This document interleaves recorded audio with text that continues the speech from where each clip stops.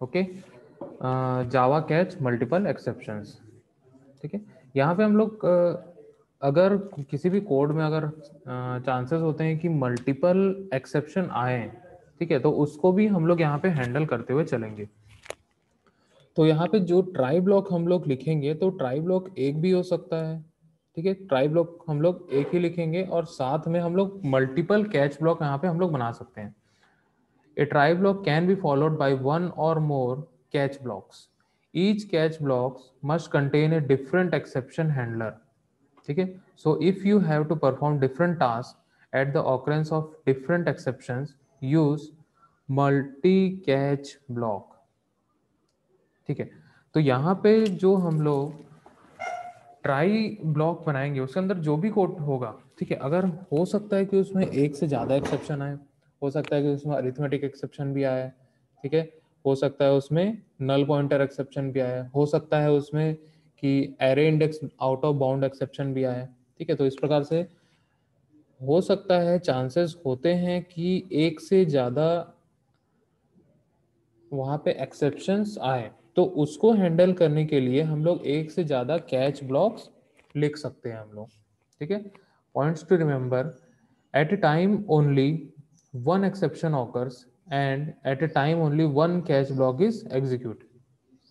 ठीक है, eight a time सिर्फ और सिर्फ एक ही एक्सेप्शन आएगा, ठीक है, और एट ए टाइम सिर्फ और सिर्फ एक ही कैच ब्लॉक एग्जीक्यूट होगा। ठीक है, ऐसा नहीं है कि कोई एक एक्सेप्शन आया और सारे के सारे कैच ब्लॉक एग्जीक्यूट हो गए, वैसा बिल्कुल नहीं होगा। तो यहाँ पे जो कैच ब्लॉक है वो एक ही एग्जीक्यूट होगा।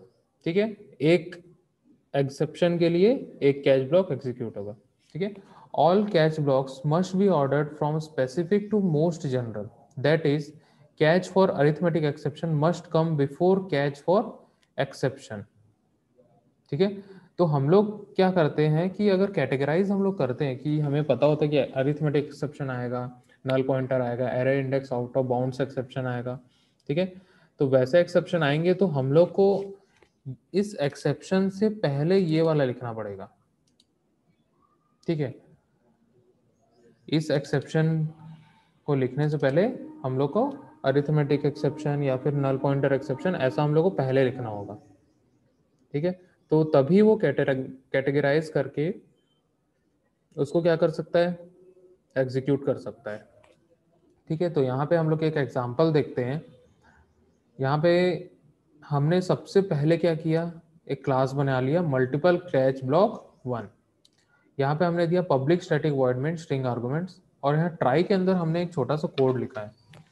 यहाँ पे सबसे पहले हमने एक एरे बना लिया है, int a equal to new int of size 5। हम लोग ने यहाँ पे 5 साइज दिया है, इसका साइज कितना दिया है, 5 हमने यहाँ पे दे दिया है।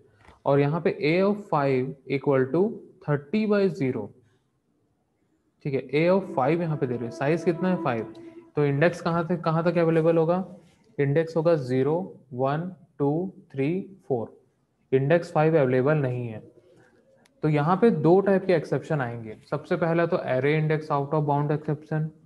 ठीक है, सेकंड आएगा यहाँ पे divide by zero exception, means एक अरिथमेटिक एक्सेप्शन आ रहा है, दूसरा आ रहा है array index out of bounds exception.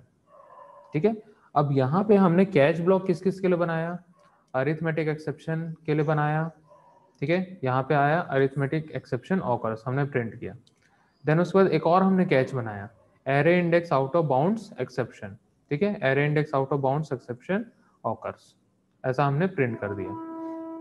फिर उसके बाद हमने क्या किया, एक और एक्सेप्शन बनाया, और यहाँ एक जनरल हमने एक्सेप्शन बनाया। ठीक है, ये हमने क्या किए, पर्टिकुलर स्पेसिफिक हम लोग एक्सेप्शन को यहाँ पे हैंडल कर रहे हैं, सिर्फ और सिर्फ अरिथमेटिक एक्सेप्शन जो ऑकर होगा उसी को हैंडल करेगा, ये array index out of bound exception और ये जनरल एक्सेप्शन को सभी को हैंडल करेगा।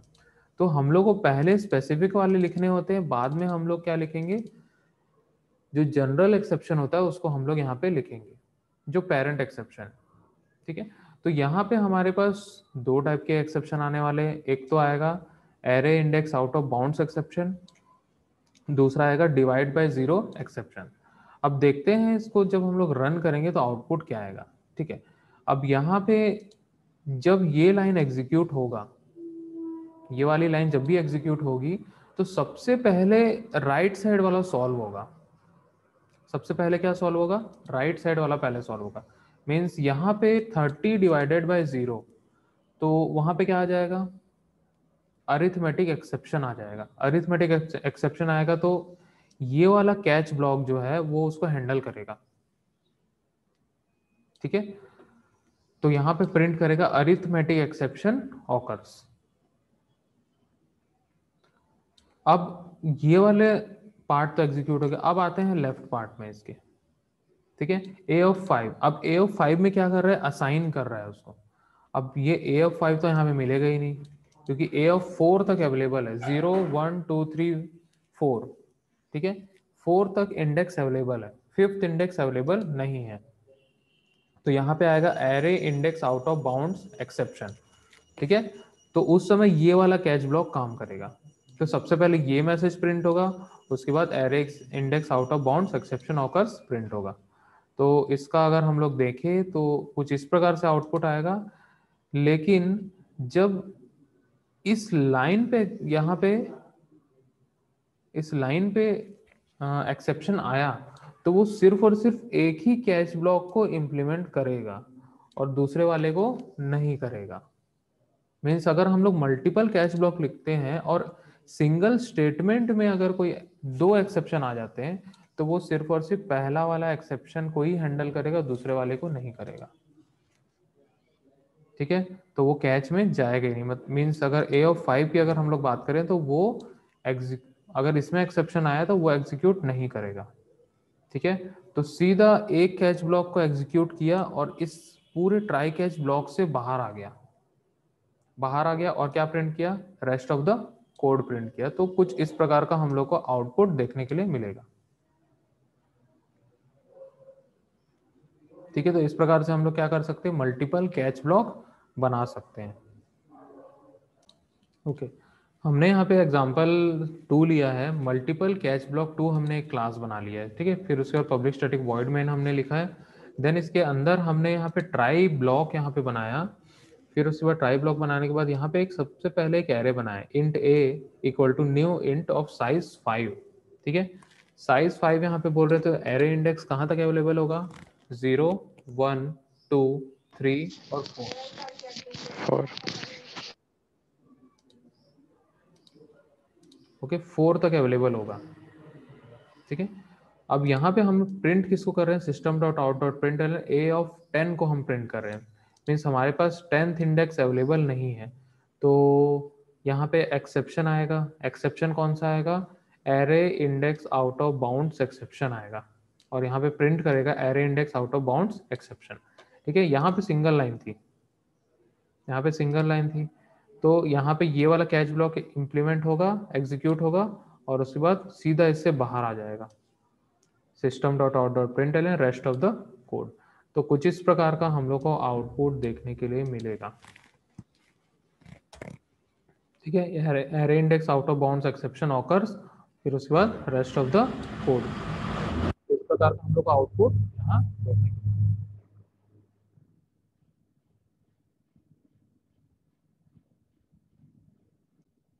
सबसे पहले हमने यहाँ पे क्या किया? मल्टीपल कैच ब्लॉक 3 यहाँ पे बना दिया। ठीक है, फिर उसके बाद पब्लिक स्टैटिक वॉइड में दिया, उसके बाद ट्राई के अंदर हम लोग यहाँ पे इंट ए न्यू इंट करके हमने एक एरे क्रिएट किया, एरे ऑफ साइज 5।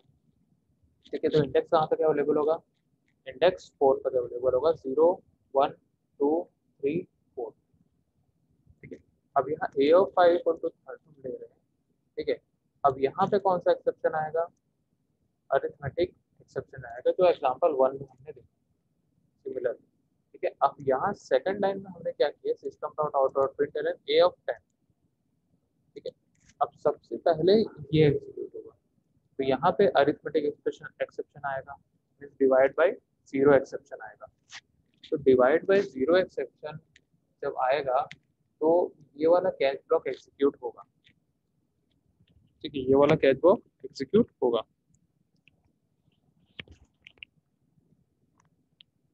अब फिर उसके बाद ये स्टेटमेंट कंप्लीट हो चुका है।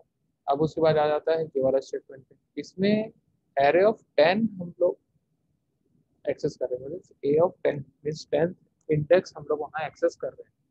तो 10th इंडेक्स एक्सेस करेंगे तो 10th इंडेक्स तो मिलेगा ही नहीं। अब जब नहीं मिलेगा तो index out of bounds exception वहां पे आएगा। फिर उसके बाद ये वाला कैच ब्लॉक एग्जीक्यूट होगा। ठीक है, अब ट्राई के अंदर और कोई स्टेटमेंट नहीं है। ठीक है, फिर उसके बाद देखो यहाँ पे सिस्टम डॉट आउट डॉट प्रिंटल। अब यहाँ पे क्या होगा कि जब हम लोग यहाँ पे रन करते हैं, ठीक है, जब हम लोग इस ट्राई में रन करते हैं कोई भी कोड, ठीक है, वो एक ही एक्सेप्शन को ही शो करता है, एग्जीक्यूट जरूर होगा ये वाला। ठीक है, एक बार इस स्टेटमेंट के लिए ये कैच ब्लॉक एग्जीक्यूट होगा, नेक्स्ट वाला जो है वो ये एक्सेप्शन एग्जीक्यूट होगा जरूर, लेकिन शो सिर्फ और सिर्फ पहले वाला ही करेगा। ठीक है, वहां जो मैसेज आएगा, क्योंकि वो उस समय प्रोग्राम जो है हमारा रन कर रहा होता है, जो थ्रेड है वहाँ के वो रन कर रहे होते हैं। ठीक है, तो उस केस पे क्या होगा, उस केस में क्या होगा कि सिर्फ और सिर्फ एक ही मैसेज शो करेगा, दूसरा वाला नहीं करेगा। ठीक है, तो ये एक एक्सेप्शन हैंडलिंग का ड्रॉबैक होता है। ठीक है, लेकिन हम लोग उसको भी कर सकते हैं। ठीक है, अब यहाँ एग्जाम्पल 4 में हम लोग देखते हैं।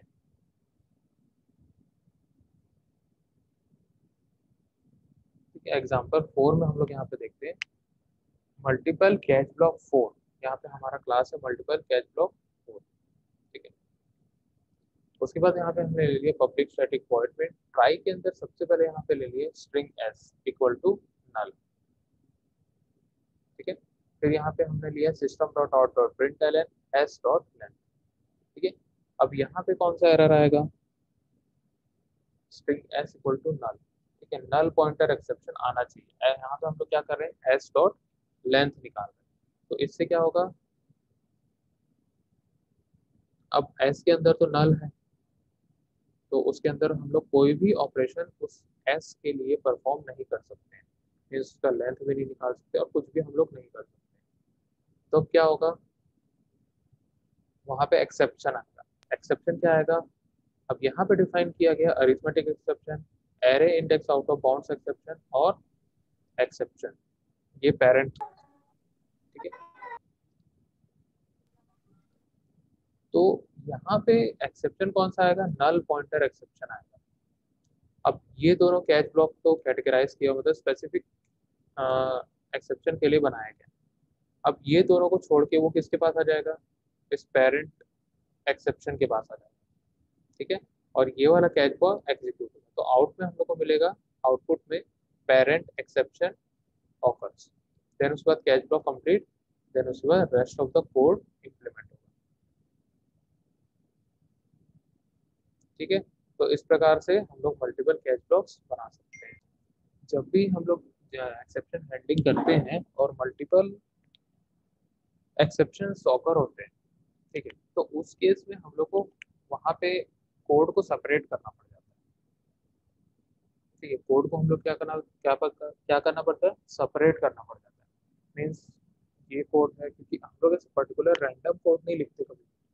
कोई भी एप्लीकेशन जब बनता है तो उसमें रैंडम कोड नहीं लिखा जाता है, उसमें हमेशा मतलब पर्टिकुलर एक फंक्शन को लेके वहां पे किया जाता है, मतलब एक स्टेप बाय स्टेप वो एग्जीक्यूट होना चाहिए। ठीक है, तो वहां पे जब हम लोग कोड करते हैं कोई भी फंक्शन के अंदर हम लोग जब ट्राई कैच लगाते हैं, तो वहां पे ऐसे हम लोग अलग अलग कैटेगराइज नहीं करते हैं। ठीक है, अलग अलग कभी भी स्पेसिफाई करके हम लोग नहीं लिखते हैं, डायरेक्ट पेरेंट क्लास लिख देते हैं। ठीक है, ये एक बेस्ट प्रैक्टिस होती है। डायरेक्ट हम लोग क्या करते हैं, हम लोग पेरेंट क्लास को लिख देते हैं, तो उससे क्या होगा, जो भी एक्सेप्शन उसके अंदर आता है वो डायरेक्ट पेरेंट क्लास उसको कैच करके हैंडल कर। ठीक है, तो कभी भी ऐसे अलग अलग मतलब मल्टीपल लाइंस में जो एक्सेप्शन आने के चांसेस होते हैं वो बहुत रेयर केस में, बहुत ज़्यादा रेयर केस। ठीक है, अब जिसमें बहुत ज़्यादा कैलकुलेशन कर रहे हैं तो हम लोग उसके लिए अलग अलग फंक्शंस बनाते हैं और अलग अलग फंक्शंस के थ्रू अलग अलग फंक्शंस में ट्राई ब्लॉक कैच ब्लॉक हम लोग बनाते हैं। ठीक है, क्लियर है। जी सर। समझ में आया क्या कि नहीं आया? Yes sir. आ गया? पक्का?